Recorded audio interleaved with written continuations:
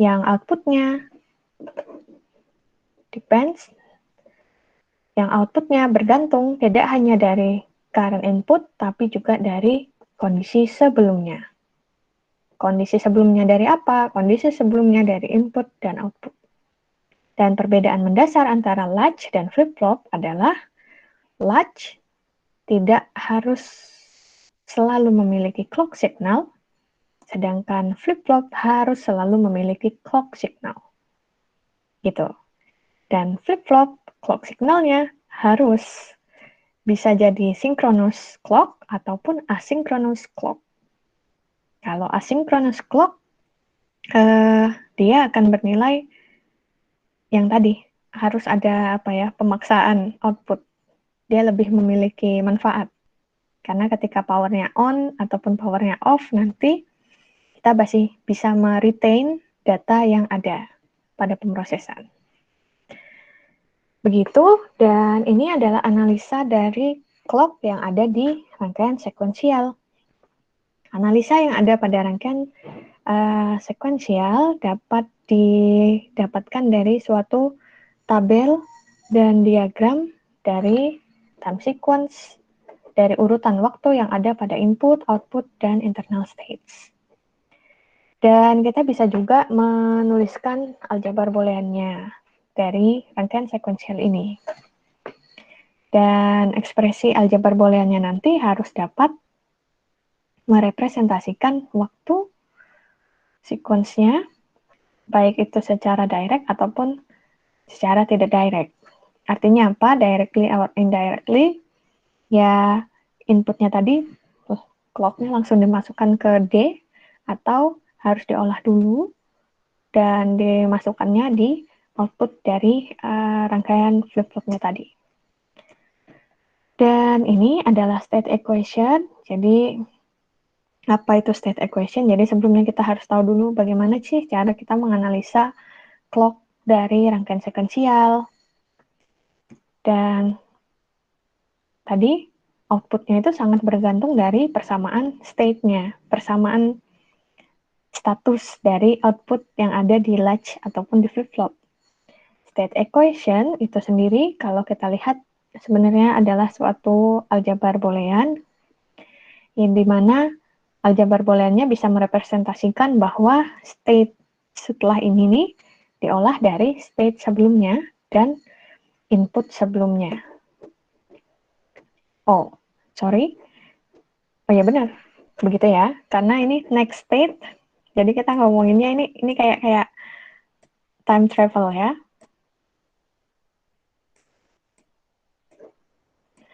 Lagi-lagi, ketika kita ngomong next state, berarti kan ngomongin T plus 1. Ya kan? Dan berarti present-nya kapan? Present-nya saat ininya kapan? Saat ininya ya kondisi T, gitu.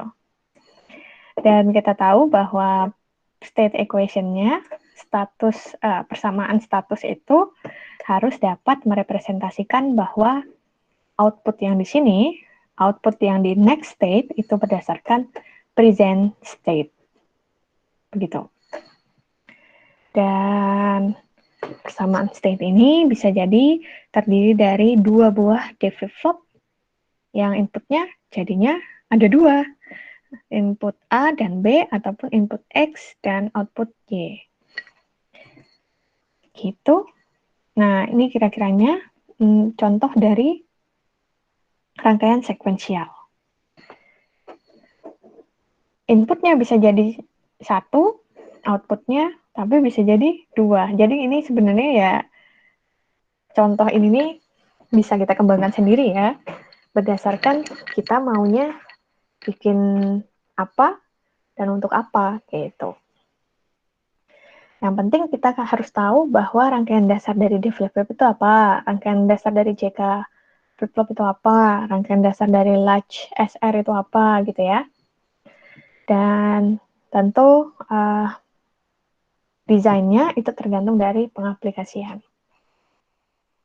Nah, ini salah satu contoh dari state equation. State equation dari next state gitu. Dan karenanya maka state A saat T plus 1 sama dengan sekian, dan state B saat kondisi T plus 1 juga adalah sekian. Dan ini adalah suatu formulasi yang disusun berdasarkan aljabar Boolean.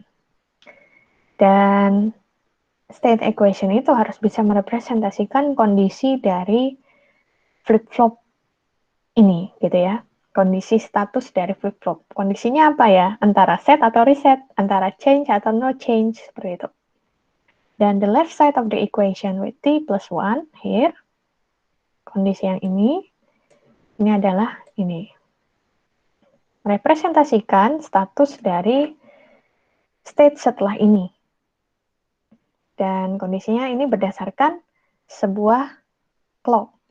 Entah itu positif age trigger ataupun yang negatif age trigger tadi. Sedangkan bagian kanan itu berdasarkan apa? Ini adalah suatu ekspresi Boolean, aljabar Boolean yang merepresentasikan input yang ada di diagramnya tadi, gitu. Dan hal inilah yang nanti diolah agar bisa mendapatkan hasil di stage selanjutnya, gitu ya. Dan bisa juga kita permudah karena misalnya diagramnya tadi itu adalah kompleks seperti ini, ada A, ada B, dan ada input. Tentu ketika ditanya outputnya yang mana gitu ya, outputnya bagaimana. Nah, outputnya itu bisa jadi suatu formulasi dari A dan B.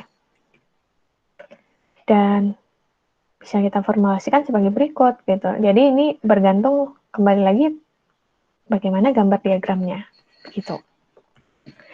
Dan state table, jangan lupa namanya ada aljabar Boolean, tentu ada tabel kebenaran gitu ya.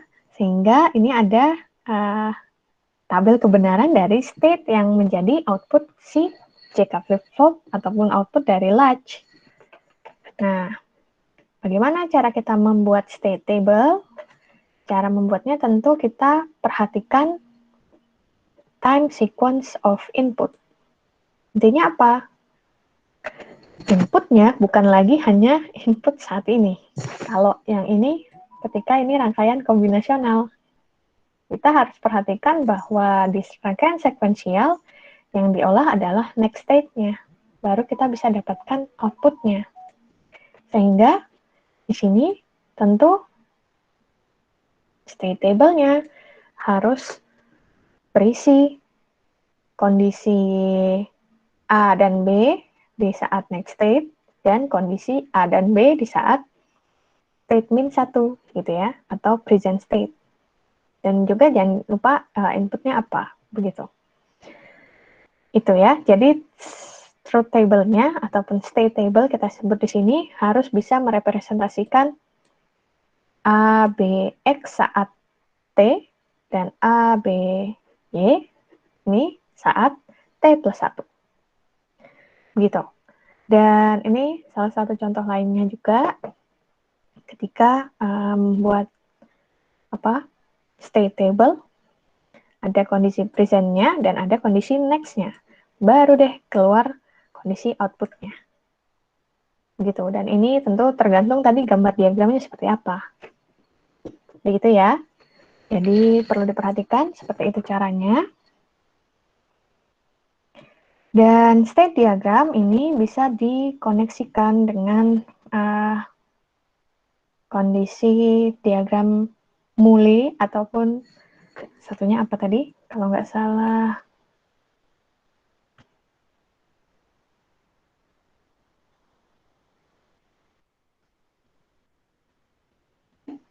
Weasley, seperti itu. Dan koneksinya adalah bagaimana merepresentasikan kondisi inputnya tadi. Yang AB berarti 00, 01, 10, 11, seperti itu. Dan ini adalah cara representasi kalau tadi ada state equation, persamaan status. Ada state table, tabel status. Ada juga state diagram atau kondisi diagram dari status. Bagaimana perubahan dari 00 bisa jadi 10, terus Ketika 1,0 berubah jadi 1, ini arahnya kemana? Arahnya ke probabilitas, gitu ya. Jadi, seperti itu. Dan kita bisa merepresentasikan state diagram itu tergantung dari berapa jumlah inputnya, bagaimana kondisi ketika 0, 0, dia berubah jadi 1,0 ini, atau ada possibility-nya nggak, gitu ya. Dan panahnya ini haruskah dua arah atau satu arah saja seperti ini? Itu bagaimana ya, tergantung bagaimana desain kita, bagaimana gambar rangkaian diagramnya. Dan ini, kalau kita lihat dia 0, 0, 1, 0, yang kiri artinya input, yang kanan artinya output. Jadi ketika ada input sama dengan 0, outputnya adalah 0. Ketika ada input sama dengan 1, outputnya adalah 0. Itu untuk kondisi transisi dari 0, 0 ke 0, 1. Begitu kurang lebihnya bagaimana kita merepresentasikan state diagram. Dan ini untuk flip-flop input equation. Jadi ini persamaan input dari rangkaian flip-flop. Nah, di rangkaian sekuensial kita tahu sebenarnya kalau di breakdown, rangkaian sekuensial itu terdiri dari rangkaian kombinasional dan rangkaian memori. Nah, bagian yang rangkaian kombinasionalnya ini dapat dibentuk, dapat dibuat dari suatu output eksternal yang harus bisa dideskripsikan secara aljabar. Dan kita bisa nyebut aljabar ataupun persamaan outputnya tadi yang dari eksternal itu sebagai persamaan output. Dan the part of the circuit that generates the input to flip-flop. Nah, sekarang kalau yang ini tadi kan bagian eksternalnya. Sedangkan untuk yang bagian internal untuk si flip-flopnya itu sendiri, kita sebut dengan persamaan input.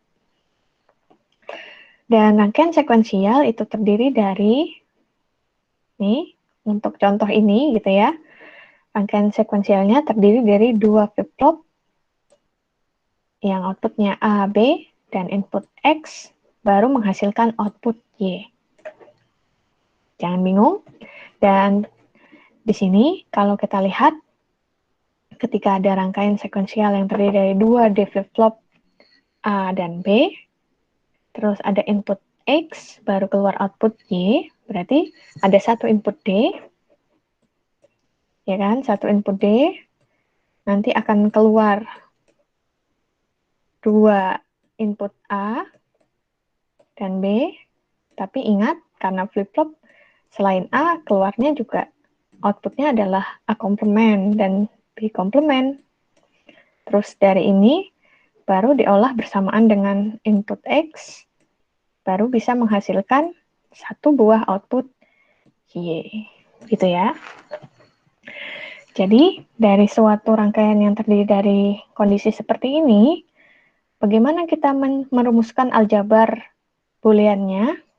Nah, aljabar booleannya terdiri dari 2 flip-flop input equation dan sebuah output equations. Nah, berarti cara menuliskannya adalah sebagai berikut.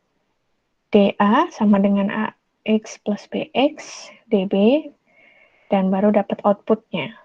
Gitu ya. Ini adalah flip-flop pertama, yang ini flip-flop kedua, baru yang ini persamaan outputnya. Dan ketika kita menganalisa dengan D flip-flop, itu suatu rangkaian itu kembali lagi kita lihat persamaan aljabarnya bagaimana. Kalau ini adalah sebagai berikut. Dia menggunakan 2 buah XOR, dan di sana baru bisa mengolah berdasarkan input A dikalikan dengan outputnya. DA ini adalah suatu simbol yang merepresentasikan D flip-flop dengan output A, dan XY variables ini adalah input yang masuk ke rangkaian D flip-flopnya. Dan kalau di gambar ini tidak ada output yang diberikan, sehingga Outputnya apa? Ya, outputnya kita lihat dari rangkaian. Dia adalah nilai A-nya. Begitu. Jadi kembali lagi sebenarnya membuat persamaan, membuat truth table, membuat state table, ataupun state diagram itu berdasarkan rangkaiannya, gitu. Jadi harus match. Kalau kita dapat rangkaiannya, kita bisa turunkan persamaannya.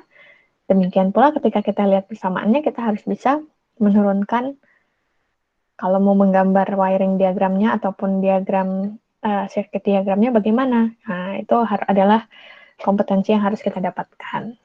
Begitu ya. Dan ini adalah analisa dengan D flip-flop lagi ketika inputnya adalah nilai biner. Dan kita lihat ini kan state diagramnya, yaitu kondisinya antara 0 atau 1 gitu. Dan 0, 1 ini diperoleh dari apa? Dari perubahan nilai input yang ada. Input yang ada adalah 2, X dan Y. Dan kita lihat bahwa kita ingat bahwa rangkaian sekuensial itu tidak hanya mengolah present state ataupun present input, tapi harus berdasarkan previous input gitu ya. Nah, ini jadi untuk mengetahui state selanjutnya harus berdasarkan state saat ini gitu. Dan ini kondisinya ketika 0, 0 dan present state A-nya adalah 0 juga, maka ya hasilnya adalah 0. Namun ketika 0 dan 1, dia akan bernilai 1, dan itu tergantung dari nilai present state-nya. Saya rasa ini juga tergantung dari gambar state diagramnya, begitu ya. Dan ini adalah gambar rangkaian dari JK flip-flop. Diperhatikan bahwa sebuah input X dihubungkan dengan gerbang NOT, masuk ke gerbang N, dan masuk ke gerbang XOR, baru masuk ke 2 JK flip-flop. Dan outputnya adalah A dan B. Nah, kalau di sini gambarnya tidak ada, nah outputnya cuma 1 gitu ya, tidak ada nilai A komplement ataupun B komplementnya. Sehingga ya kalau bikin state table, yang perlu diperhatikan adalah di bagian input ada nilai X, ada nilai A dan B. Gitu.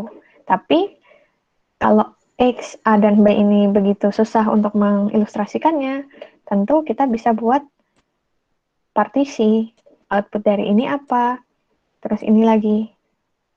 Output dari ini kira-kiranya apa? Baru deh masuk ke output yang sebenarnya, yaitu A dan B. Begitu ya. Seperti itu cara pendekatan untuk membentuk state table. Dan dari sequential circuit yang JK flip-flop ini, kalau kita mau gambar state table-nya seperti apa, ya seperti ini. Dan dapat diperhatikan bahwa karena X menuju AB saja tadi itu hanyalah kombinasional, tapi untuk mengolah mendapatkan next state, AB kita harus tahu present state dari AB. Jangan lupa kalau membuat yang tadi ini bukan hanya X menuju AB, tapi kondisi AB yang present state juga harus diinputkan di dalam sini. Gitu ya.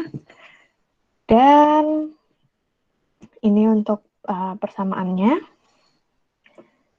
Dan kalau JK flip-flop, kalau yang tadi D flip-flop itu gambar state diagramnya hanya 2, antara 0 dan 1, kalau di JK flip-flop dia ada 4 node di sana. Dan ada 5 hubungan transisi di sana. Dan ini berdasarkan apa? Tentu berdasarkan kondisi ininya ya, inputnya. JK, JK. Ada 4. Kalau yang di D flip-flop kan tadi inputnya ini cuma D gitu ya, cuma 1. Jadi ya kalau nggak 0 ya 1. Berbeda kalau JK flip-flop ada 4.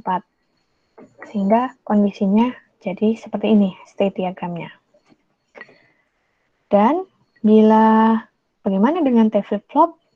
Kalau kita lihat T flip-flop adalah inputnya mirip yang D, tapi labelnya adalah T karena dia bernilai toggle. Dan di sana persamaan karakteristiknya adalah sebagai berikut. Ada kondisi XOR juga gitu ya. Dan sehingga nilainya adalah sebagai berikut. Bagaimana cara menggambarkan state diagramnya? State diagramnya kalau di sini adalah ketika inputnya 2, kenapa 2? Ya, ingat ini adalah input mendapatkan output. Input mendapatkan output. Kenapa nilainya 2? Karena T flip-flop yang dipakai 2. Sedangkan T flip-flop, satu T flip-flop membutuhkan satu input. Ini kan? Dan ini juga. Makanya dia harus ada 2 input yang diolah untuk menghasilkan suatu nilai. Begitu. Dan ketika kita menganalisa T flip-flop, dia seperti ini. Ingat, lagi-lagi, walaupun inputnya 1, outputnya itu adalah 2 T flip-flop ini, A dan B. Baru deh dapat output yang sebenarnya gitu ya. Dan dalam mengolah Y, kita harus perhatikan AB present state ditambah dengan X, baru bisa dapat AB next state. Gitu. Ini ya. Next state, input X, dan present state. Baru dari ketiga parameter ini, kita bisa memformulasikan nilai outputnya. Itu. Nah, ini Meili dan Moore. Model cara kita merepresentasikan state diagramnya. Kita bisa pakai kalau nggak diagram model Meili atau yang Moore. Dan di sini intinya kalau kita mau menggambarkan rangkaian sekuensial, tentu yang perlu diketahui apa inputnya, apa outputnya, dan bagaimana state-nya. Karena ini rangkaian sekuensial, kondisi statusnya sangat penting. Reset kah atau set kah gitu ya. Change kah atau no change. Dan kita bisa membedakannya dengan model Meili atau model Moore. Dan yang berbeda dari dua model ini apa? Yang berbeda adalah output yang dihasilkan. Output di model Meili adalah fungsi dari kondisi state dan inputnya. Berbeda dengan kondisi Moore, kondisi di model Moore ini outputnya adalah fungsi dari present state only. Berarti mana yang lebih mudah? Tentu yang lebih mudah Moore ya, karena kalau kita udah tahu present state-nya, kita langsung tahu output-nya. Kalau di Meili, kita harus tahu juga present input-nya apa. Gitu. Jadi, tentang mudah yang mana ya tergantung kebiasaan lagi, tapi kalau saya mungkin lebih ke yang Moore model. Gitu. Dan ketika kita mengolah proses yang ada dua model, Moore atau Meili tadi, kadang kita akan ribet ya, kita akan susah untuk mengkorelate dua model yang berbeda ini. Walaupun sebenarnya input yang dipakai, outputnya tetap sama. Dan oleh karena itu, beberapa buku itu memberikan jalan keluar, bagaimana kalau kita nggak pakai dua model Meili ataupun Moore, tapi kita pakainya Finite State Machine atau FSM. Sehingga apa? Sehingga Meili model dari rangkaian sekuensial ini dinamakan Meili FSM, kalau yang Moore FSM, agar bisa membedakan mana Meili, mana Moore, gitu.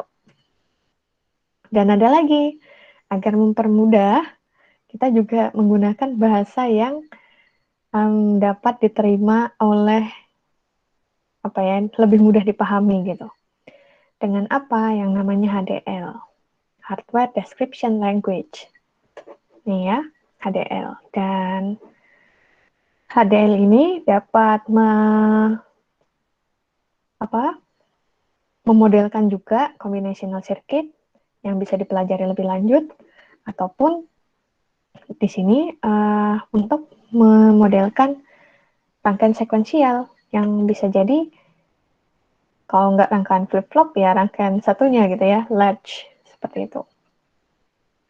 Dan ini salah satu contoh dari HDL, mirip pemrograman sebenarnya.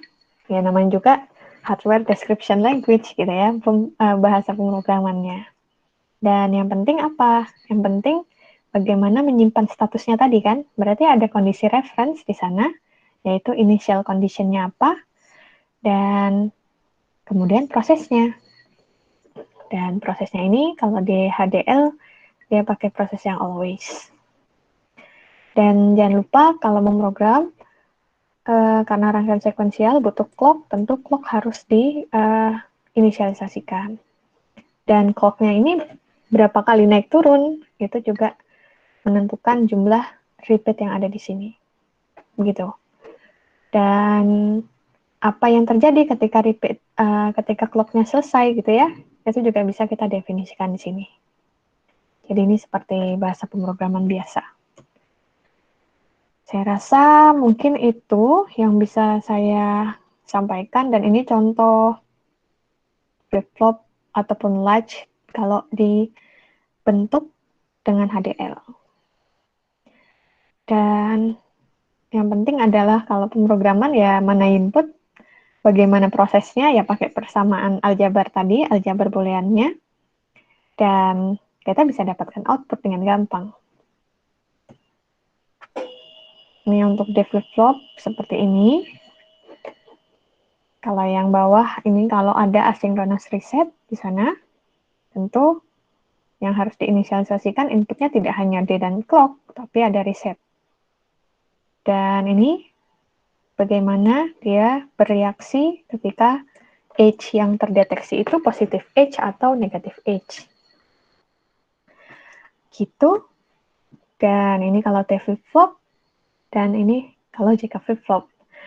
Gampang ya kalau bahasanya langsung ke bahasa pemrograman begini. Karena kalau di diagram itu nggak susah sih, cuma harus hafal dimensi-dimensinya. Nah, saya juga kalau ngapalin gitu agak kesulitan gitu ya. Makanya selalu kalau ngerjain ada kerpeannya.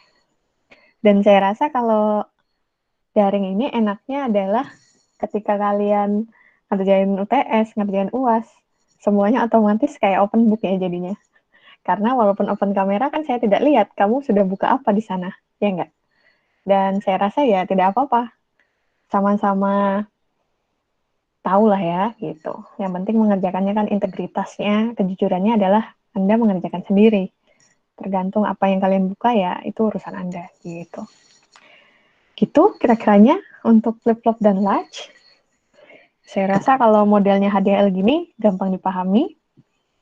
Dan yang penting kita tahu apa sih? Kita tahu kuncinya. Rangkaiannya tetap harus kita tahu, tapi agar kita tahu apa input yang harus diinisialisasikan dan apa persamaan aljabarnya gitu. Dan dari situ kita juga harus bisa menentukan outputnya satu saja atau dua, tergantung dari gambar rangkaiannya tadi lagi. Jadi kayak gambar rangkaian dan pemrograman itu kayak nggak bisa pisah. Macam kalau kita mau bikin pemrograman ya harus paham flowchart-nya. Begitu kira-kiranya. Itu saja saya rasa yang bisa saya sampaikan pada hari ini. Mungkin nanti pemahaman lebih detailnya kalian bisa pas praktikum gitu ya. Pas praktikum kan jadi lebih bisa mencoba sendiri dengan gambar rangkaian yang sudah diberikan, bagaimana